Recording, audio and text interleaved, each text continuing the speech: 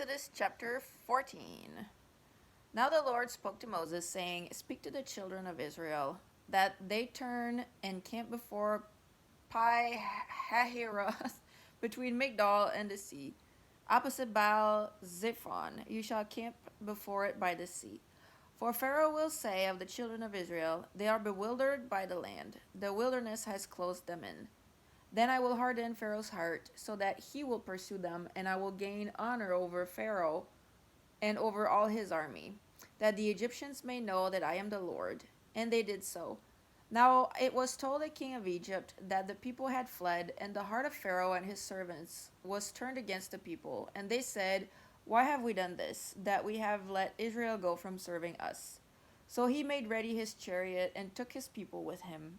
Also he took 600 choice chariots and all the chariots of Egypt, with captains over every one of them.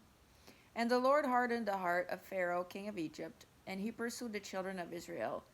And the children of Israel went out with boldness, so the Egyptians pursued them, all the horses and chariots of Pharaoh, his horsemen and his army, and overtook them camping by the sea beside Pi Hahiroth, before Baal Zephon. And when Pharaoh drew near, the children of Israel lifted their eyes, and behold, the Egyptians marched after them.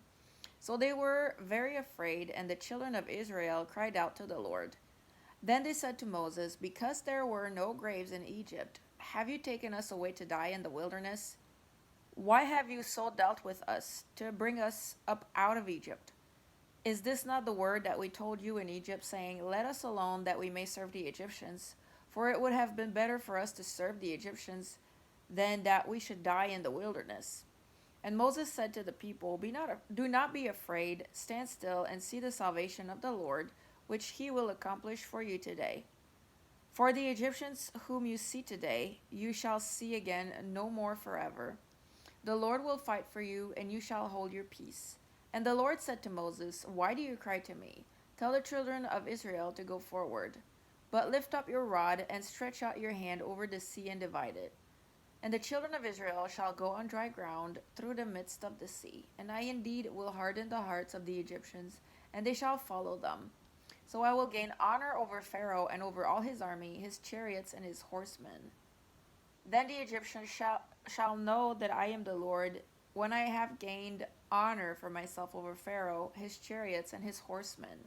And the angel of God, who went before the camp of Israel, moved and went behind them, and the pillar of cloud went from before them and stood behind them. So it came between the camp of the Egyptians and the camp of Israel. Thus it was a cloud of darkness to the one, and it gave light by night to the other, so that the one did not come near the other all that night. Then Moses stretched out his hand over the sea, and the Lord caused the sea to go back by a strong east wind all that night, and made the sea into dry land, and the waters were divided. So the children of Israel went into the midst of the sea on the dry ground, and the waters were a wall to them on their right hand and on their left. And the Egyptians pursued and went after them into the midst of the sea, all Pharaoh's horses, his chariots, and his horsemen.